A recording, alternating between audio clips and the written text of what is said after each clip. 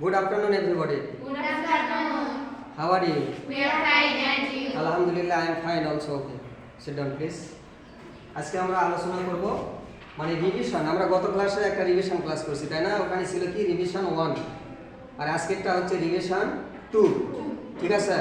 তার উপরে এই যে দেখো ইম্পারেটিভ সেন্টেন্স যুক্ত অ্যাক্টিভ ভয়েসকে প্যাসিভ ভয়েস আমরা শিখছিলাম, তাই না?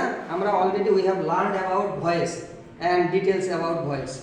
আমরা ভয়েস সম্পর্কে ইতিমধ্যে জেনেছি বা আমরা যে রুলস নিয়মগুলো জানার দরকার সেটা আমরা জেনেছি, তাই না? আমরা এখানে লেখা আছে রিভিশন ক্লাস। রিভিশন মানে ওই ক্লাসটা আবার আমরা রিভিশন দিচ্ছি কেন? আমাদের এই টপিক শেষ হয়ে গেছে, ঠিক আছে? আবার যেন মানে আমরা ভালোভাবে শিখতে পারি বা বুঝতে পারি, এই জন্য আমরা এই ক্লাসটা নিয়ে আজকে আলোচনা করতেছি, ঠিক আছে?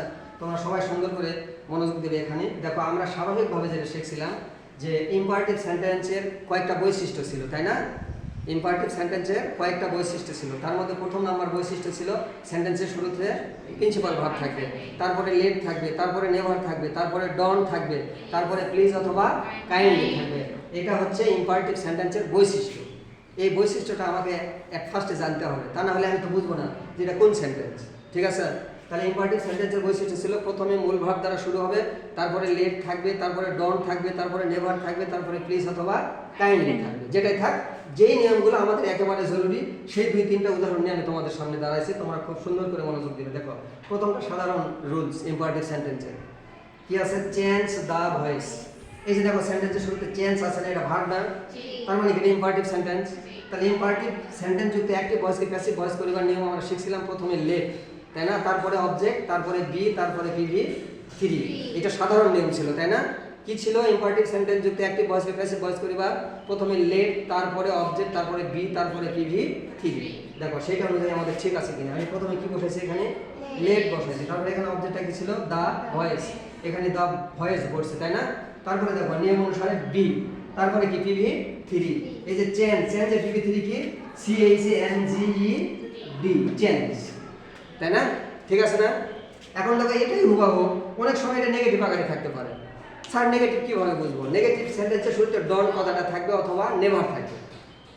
সেন্টেন্সের শুরুতে ডন কথাটা থাকবে অথবা নেভার কথাটা থাকবে, তাই না? এইটা থাকলে এই সাধারণ নিয়মের মতোই, মানে এটার মতোই আমি যেভাবে করলাম যে প্রথমে লেট বসালাম, তারপরে অবজেক্ট বসালাম, তারপরে বি বসালাম, তারপরে পিভি 3।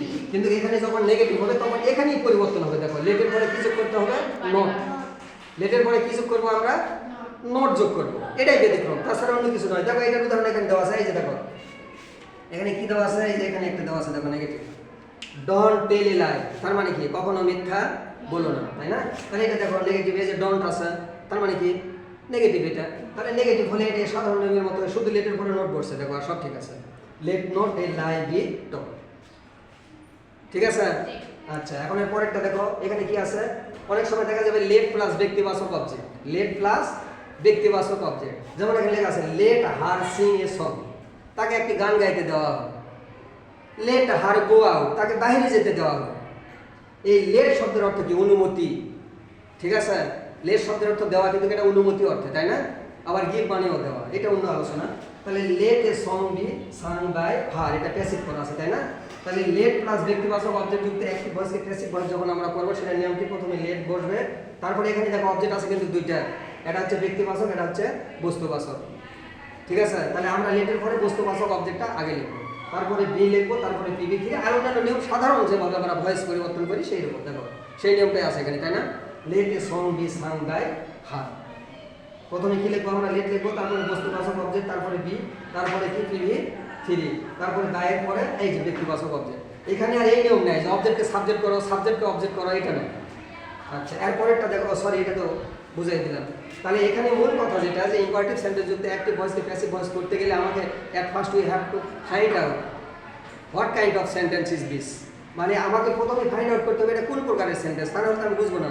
তাহলে এটা মানে ইম্পারেটিভ সেন্টেন্সের ক্যারেক্টার বা বৈশিষ্ট্য যেটা সেটা আমরা 4টা না 5টা জানি, তাই না? প্রথমে সেন্টেন্সের শুরুতে মূল ভার্ব থাকবে, তারপরে লেট থাকবে, তারপরে ডন থাকবে, তারপরে নেভার থাকবে, তারপরে প্লিজ অথবা কাইন্ডলি থাকবে। তো deer learner, I hope that today's revision class is clear to you.